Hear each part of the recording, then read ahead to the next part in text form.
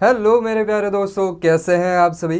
दोस्तों, आप सभी का फिर से एक बार स्वागत है आपके अपने चैनल में करियर भाई में। दोस्तों, आज हम बात कर रहे हैं कि आप एक आईटी कंसल्टेंट के इंटरव्यू के लिए जाएंगे तो आपको किस तरीके के सवालों का जो है वो सामना करना पड़ सकता है, यानी कि किस तरीके के सवाल इस इंटरव्यू के दौरान जो है वो पूछे जा सकते हैं। तो दोस्तों, ये सारे सवाल जो है वो मैं आपको एक एक करके बताऊंगा, लेकिन उससे पहले अगर आप इस चैनल पर नए हैं, अब तक सब्सक्राइब नहीं किया है, तो दोस्तों इंतज़ार किस बात का है, इस चैनल को फटाफट सब्सक्राइब कर दीजिए। तो चलिए दोस्तों शुरू करते हैं। तो दोस्तों, पहला सवाल ये आ सकता है कि एक प्रोजेक्ट की नीड्स क्या है, इसको आप असेस कैसे करेंगे, यानी कि कैसे पहचानेंगे कि इस प्रोजेक्ट के अंदर क्या क्या नीड्स हैं। तो प्रोजेक्ट जो है वो अलग अलग हो सकते हैं, क्लाइंट अलग अलग हो सकते हैं, जिनको अलग अलग तरीके की जो है वो रिक्वायरमेंट हो सकती है। अब मान लीजिए किसी क्लाइंट को जो है वो एक डिलीवरी बेस्ड एप्लीकेशन बनवाना है, तो उस एप्लीकेशन को बनाने में क्या क्या नीड्स हैं, यानी कि उस एप्लीकेशन को जो है वो स्मूथली रन करने के लिए क्या क्या चीज़ें ज़रूरी होंगी, कौन सी परमिशंस उसके अंदर होंगी, उसको बग फ्री कैसे बनाया जाए, उसको जो है वो किसी भी साइबर अटैक से प्रूफ कैसे किया जाए। तो ये सारी उसकी नीड्स होती हैं। तो ये नीड्स आप किस तरीके से पहचानेंगे, ये सवाल आपके सामने आ सकता है। अगली बात ये पूछी जा सकती है कि जब आपके पास सबसे पहली बार प्रोजेक्ट आता है तो सबसे पहले आप क्या करते हैं, यानी कि पहली चीज़ आप क्या करते हैं। तो आप बता सकते हैं कि सबसे पहले तो अच्छी तरीके से प्रोजेक्ट के सारे जो नीड्स हैं, जो रिक्वायरमेंट्स हैं, जो क्लाइंट की तरफ से भेजे गए हैं, उनको स्टडी करना, बाद में उसका जो है वो एक रफ एक्शन प्लान हम कह सकते हैं वैसा बनाना, साथ ही साथ इसके अंदर कौन से सिक्योरिटी के लिहाज से वहाँ पर कुछ सुविधाएं करनी पड़ेंगी, उसके बारे में सोचना। तो इस तरीके से जो है वो एक सिस्टमैटिक आंसर आप इसका दे सकते हैं। इसके अलावा दोस्तों, आपको एक सवाल ये भी पूछा जा सकता है कि आप किसी भी प्रोजेक्ट का जो है वो सक्सेस कैसे मापेंगे, यानी कि वो प्रोजेक्ट सक्सेसफुल रहा या नहीं रहा, ये मेजर करने के आपके कौन से तरीके हैं। तो आप बता सकते हैं कि मे बी अगर किसी वेबसाइट के लिए आपने प्रोजेक्ट बनाया है या वो वेबसाइट ही आपने बनाई है, तो उसके ऊपर किस तरीके के रिपोर्ट आ रहे हैं, क्या लोगों के कुछ कंप्लेंट्स आ रहे हैं, क्या कंप्लेंट आ रही हैं तो वो कितनी आ रही हैं, जो कंप्लेंट आई हैं उनको सॉल्व करने के लिए हमें कितना वक्त लगा। तो ये सब कुछ असेस करने के बाद आप ये बता सकते हैं कि हमारा ये प्रोजेक्ट सक्सेसफुल रहा या नहीं रहा, यूज़र हमारे प्रोडक्ट को अच्छी तरीके से इस्तेमाल कर पा रहा है या नहीं कर पा रहा है, उनके उस बारे में क्या विचार आ रहे हैं, क्या रिव्यूज़ आ रहे हैं। ये देख करके आप जो है वो पता लगा सकते हैं कि आपका प्रोजेक्ट सक्सेसफुल रहा या अनसक्सेसफुल रहा। अगली बात आपसे ये पूछी जा सकती है कि मान लीजिए आपके पास एक ऐसा क्लाइंट आया है जो कि बहुत टेक सेवी नहीं है, यानी कि उसको टेक्नोलॉजी की उतनी जानकारी है नहीं, लेकिन उसको जो है वो अपना काम तो निकलवाना है, अपना काम करवाना है। तो फिर आप ऐसे क्लाइंट को कैसे हैंडल करेंगे, क्योंकि कई बार होगा ये कि आप कुछ चीज़ें बताएंगे, वो शायद उसे समझ नहीं पाएंगे, उनको ऐसा लगेगा कि हमारी मांगे जो हैं वो इनको समझ में ही नहीं आ रही है। तो ऐसे क्लाइंट को आप किस तरीके से हैंडल करेंगे। तब आपको जवाब ये देना चाहिए कि हम उन्हें समझ में आए ऐसी लैंग्वेज में उनको समझा करके बताएंगे, और साथ ही साथ उनको ये विश्वास दिलाएंगे कि अगर वो हम पर भरोसा करते हैं तो वो एक बेहतर प्रोडक्ट पा सकते हैं। हम उसके अंदर काम कर रहे हैं और आप हमारे ऊपर भरोसा रखें, हम आपके लिए एक बेहतर प्रोडक्ट बना करके देंगे। और जो भी कोई चीज़ें आप उस प्रोडक्ट के अंदर डाल रहे हो, या सिक्योरिटी की लिहाज से या किसी और लिहाज से कर रहे हो, उसका महत्व क्या है, क्यों उसको किया जाना चाहिए, उससे उनका क्या फ़ायदा होने वाला है, ये सब कुछ समझाना उनको, ये बहुत ज़्यादा वहाँ पर इम्पॉर्टेंट बन जाता है, ताकि आप और आपका क्लाइंट दोनों ही सेम पेज पर रहे और आपकी जो विजन है वो एक दूसरे से मैच करे। अगली चीज़ दोस्तों, एक आईटी कंसल्टेंट के ज़िंदगी में ये जो वाक़या है वो ज़रूर घट सकता है, और वो ये है कि आपका क्लाइंट जो है उसको आपने कोई बहुत बढ़िया सजेशन दी है, मान लीजिए सिक्योरिटी के हिसाब से, लेकिन आपका क्लाइंट जो है वो उस सजेशन को मानने की स्थिति में नहीं है। उसको ऐसा लगता है कि इसका कोई हम कहें कि काम नहीं है, ये बिल्कुल बिना काम का कोई सजेशन दे रहा है, बिल्कुल बेवकूफ़ी भरा ये सजेशन है, इसका हमें कोई काम नहीं है, ऐसा सामने वाले को लगता है। तो आप उसको किस तरीके से कन्विंस करेंगे कि नहीं, जो हमने कहा है वो एक्चुअली आपके प्रोजेक्ट के लिए बहुत ज़्यादा फ़ायदेमंद साबित हो सकता है। तो ये आप सामने वाले को किस तरीके से कन्विंस करेंगे। तो दोस्तों, मैंने इसके ऊपर एक अलग से भी वीडियो बनाया है कि एक आईटी कंसल्टेंट के अंदर कौन से स्किल्स होने चाहिए। आप ऊपर आई बटन पर क्लिक करके वो देख सकते हैं। उसके अंदर मैंने कहा था कि एक आईटी कंसल्टेंट के अंदर बहुत बढ़िया कम्युनिकेशन स्किल्स होने चाहिए, और वही कम्युनिकेशन स्किल्स यहाँ पर काम में आते हैं, क्योंकि आपको जो है वो सामने वाले को वो समझे ऐसी भाषा में उसको जो है वो समझाना पड़ेगा कि क्यों मैं ये कह रहा हूँ और इससे आपका क्या फ़ायदा होने वाला है, सिक्योरिटी के लिहाज से या जो भी कोई आपने सजेशन दिया है उसके लिहाज से वो आपके लिए कैसे बेहतरी कर सकता है और आपके प्रोडक्ट को किस तरीके से अच्छा बना सकता है। ये आपको सामने वाले को कन्विंस करना पड़ेगा। इतना आसान नहीं होता है कि बस आपने कह दिया और वो हो गया। आखिरकार वो प्रोडक्ट जो है वो क्लाइंट का होता है, आखिरी जो शब्द है वो उसका होता है, he is at the last word. तो वो जैसा कहेगा वैसी ही बात होने वाली है। तो आपको जो है वो कन्विंसिंग पावर अच्छी होनी चाहिए, क्योंकि अगर आपने उसके अंदर बहुत ज़्यादा काम किया है, आपने मन लगा करके काम किया है, वो एक बहुत बेहतरीन सोल्यूशन है, लेकिन फिर भी अगर सामने वाला इसको अप्रूव ही नहीं करता है तो आपकी मेहनत पूरी तरीके से ज़ाया हो जाएगी। तो इसकी वजह से उसको अच्छे तरीके से समझाना ज़रूरी है। इसके अलावा अगर क्लाइंट मान लीजिए कि एक ऐसी सिस्टम को वहाँ पर इनकॉर्पोरेट करना चाहता है जो कि एक बाहरी कंपनी से उनको सजेशन दिया गया है, और वो अब कह रहे हैं कि हाँ ये सिस्टम हमें हमारे प्रोडक्ट में डलवा करके चाहिए, तो आप इसके ऊपर काम कीजिए। तो ऐसे वक्त में आप कैसे इंश्योर करेंगे कि ये लोग जो है वो राइट चॉइस कर रहे हैं? क्या जो सिस्टम डालने के लिए कहा जा रहा है वो एक्चुअली इनको बेनिफिट हो सकती है या नहीं, या ये बिल्कुल फिजूल खर्ची है, इसकी कोई ज़रूरत नहीं है? तो ये आप किस तरीके से डिटरमाइन करेंगे? तो दोस्तों यहाँ पर आपके जो है वो एक्सपर्टीज़ काम में आते हैं, आपका नॉलेज, आपका ज्ञान काम में आता है कि क्या ये सिस्टम वाकई में इसको ज़्यादा वैल्यू ऐड कर सकती है, ये ज़्यादा फ़ायदेमंद साबित हो सकती है क्या? ये आपको आपके ज्ञान के ऊपर परखना होगा कि क्या ये एक्चुअल में ज़रूरी है या नहीं।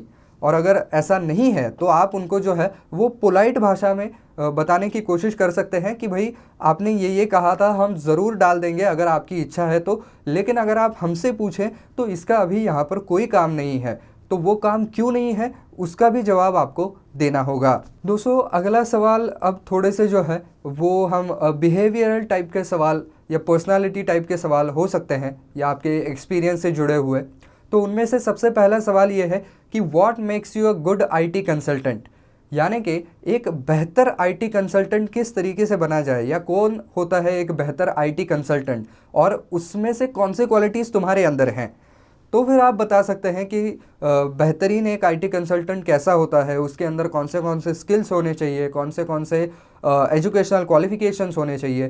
तो इसके लिए दोस्तों मैंने अलग से वीडियो बना करके रखा है, आप ऊपर आई बटन पर क्लिक करके देख सकते हैं कि एक आईटी कंसल्टेंट को किस तरीके के स्किल्स वहाँ पर ज़रूरी होते हैं। तो वो आप यहाँ पर इस जवाब में ढाल सकते हैं। इसके अलावा आपको पूछा जा सकता है कि आपने किसी एप्लीकेशन वाले प्रोजेक्ट के ऊपर पहले काम किया है क्या, क्योंकि आजकल ऐसी कंपनीज़ के पास जो है वो एप्लीकेशन बनाने के ऑर्डर्स बहुत ज़्यादा आते हैं।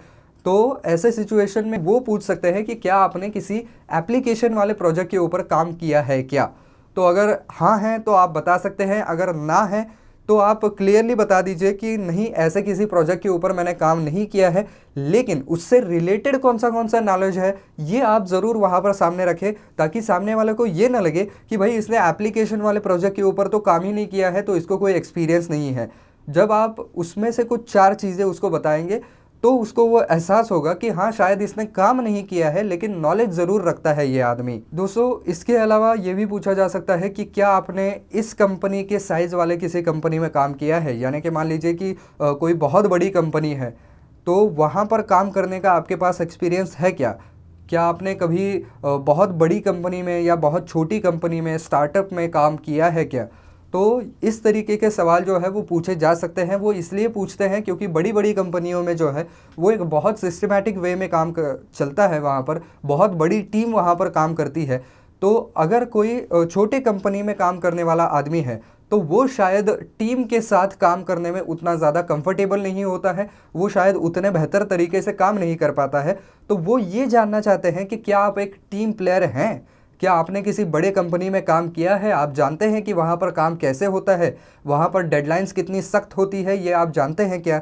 तो ये सारी चीज़ें जो है वो आपसे निकलवाना चाहते हैं। तो आपका अगर ऐसा कोई एक्सपीरियंस है तो आप वहाँ पर साझा कर सकते हैं। इसके अलावा एक सॉफ्टवेयर आता है ओरेकल।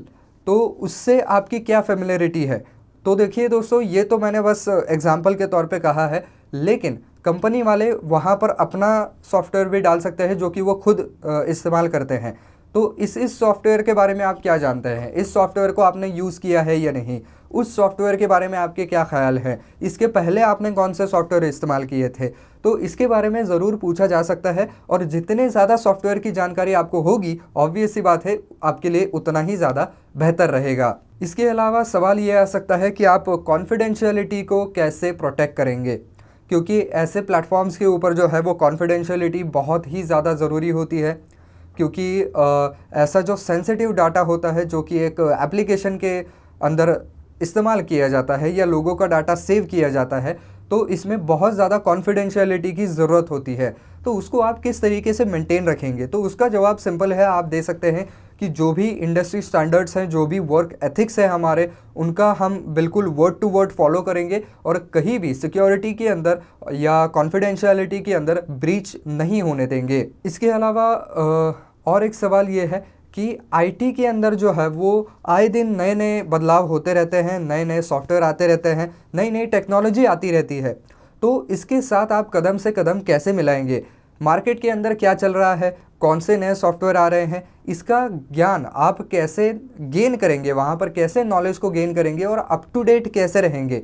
तो इसके बारे में आप बता सकते हैं कि मैं कौन से मैगजीन्स को फॉलो करता हूँ, इससे रिलेटेड मेरी पढ़ाई क्या क्या हुई है, क्या क्या मैं रेगुलर बेसिस पे पढ़ता हूँ, कोई मैगजीन्स हो गए, कोई ऑथर हो गए जो कि इसी फील्ड में काम करते हैं, या कुछ लोगों का काम आप जो है वो वहाँ पर फॉलो कर रहे होते हैं, तो वो कौन से सॉफ्टवेयर्स को इस्तेमाल कर रहे हैं, उनका उसके बारे में क्या रिव्यू है।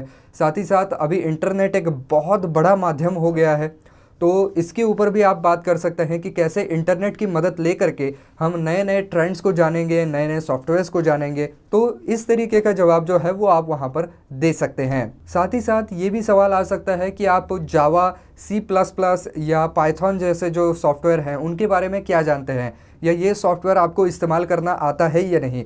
तो दोस्तों, ऑब्वियस सी बात है कि इनमें से जितने ज़्यादा सॉफ्टवेयर आपको इस्तेमाल करने आएंगे या जितने ज़्यादा सॉफ्टवेयर की जानकारी आपको होगी, आपका इंटरव्यू उतना ही अच्छा होने वाला है, क्योंकि कंपनी जो है वो ऐसे आदमी को ढूंढती ही रहती है जिनको इस सारे सॉफ्टवेयर्स के अंदर जो है वो महारत हासिल है, क्योंकि उनके पास आप कोई भी सॉफ्टवेयर दे दीजिए, वो उसके अंदर बेहतर तरीके से काम कर सकते हैं। तो इसकी वजह से अगर उस आदमी को मल्टीपल सॉफ्टवेयर्स का ज्ञान है तो उस आदमी के सिलेक्ट होने के चांसेस भी ज़्यादा हैं। दोस्तों, इसके अलावा और एक सवाल आ सकता है जो कि लगभग हर एक आईटी कंपनी में बहुत इम्पॉर्टेंट होता है, और वो चीज़ ये है कि अगर आपके पास मल्टीपल प्रोजेक्ट्स हैं और टाइट डेडलाइंस लगी हुई हैं, तो आप उसको कैसे हैंडल करेंगे, क्योंकि ऐसे बड़े बड़े कंपनियों में बहुत टाइट डेडलाइंस को जो है वो फॉलो करना ही करना पड़ता है। तो आपके पास अगर मल्टीपल प्रोजेक्ट्स हैं और उनकी डेडलाइंस सबकी करीब आ रही है, तो आप किस तरीके से उनको हैंडल करेंगे। तो इसके अंदर जो है वो आपका ऑर्गेनाइजेशन स्किल्स देखा जाता है, साथ ही साथ आपका स्मार्ट वर्क कितना आप कर पाते हैं ये भी देखा जाता है। तो उसका एक आध अगर आपके पास एग्जाम्पल है तो वो आप ज़रूर दे सकते हैं। अगर आप एक्सपीरियंस है तो और बेहतर बात हो जाएगी, क्योंकि आप आपके पिछले जॉब के जो एक्सपीरियंस है उनके मदद से आप यहाँ पर जवाब दे सकते हैं कि हाँ, ऐसा मैं पहले कर चुका हूँ, किस तरीके से मैंने मैनेज किया था और कितनी टाइट डेडलाइंस मेरे पास थी। तो ये अगर आप बताएंगे तो सामने वाले को यकीन हो जाएगा कि हाँ, इस आदमी ने पहले भी इस सिचुएशन को हैंडल किया हुआ है। इसके अलावा दोस्तों, आपके पास्ट एक्सपीरियंस से रिलेटेड भी कुछ सवाल पूछे जा सकते हैं। जो लोग एक्सपीरियंस है उनको ये लागू होता है। जैसे कि अगर आपके पास कोई ऐसा क्लाइंट है जो कि बहुत ही ज़्यादा नाखुश है आपके काम से, तो उसको आप किस तरीके से हैंडल करेंगे।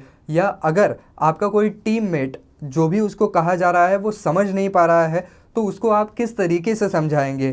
तो इस तरीके के सवाल जो है वो आ सकते हैं। इसके अलावा क्या आप कोई ऐसा वाक़या रिकॉल कर सकते हैं जहां पर आपको जो है वो बहुत ज़्यादा मुश्किलातों का सामना करना पड़ा था, लेकिन आपने वो प्रोजेक्ट कंप्लीट किया। या आपका आज तक का सबसे बढ़िया प्रोजेक्ट कौन सा रहा जिसके अंदर आप अपने आप को बहुत ज़्यादा सक्सेसफुल मानते हैं। तो इस तरीके के सवाल जो है वो आपके सामने आ सकते हैं, और इन सवालों के जो जवाब है वो आदमी खुद के एक्सपीरियंस से ही दे सकता है। तो बस दोस्तों, आज के वीडियो में बस इतना ही। आज हमने जाना कि एक आईटी कंसल्टेंट के जॉब के लिए किस तरीके के सवाल आ सकते हैं उसके इंटरव्यू के दौरान। तो आई होप दोस्तों ये वीडियो आपको पसंद आया होगा। आपने अब तक यहाँ पर वीडियो देखा है तो मुझे लगता है वीडियो आपको पसंद आया है। तो दोस्तों जाते जाते वीडियो को ज़रूर लाइक करते जाना।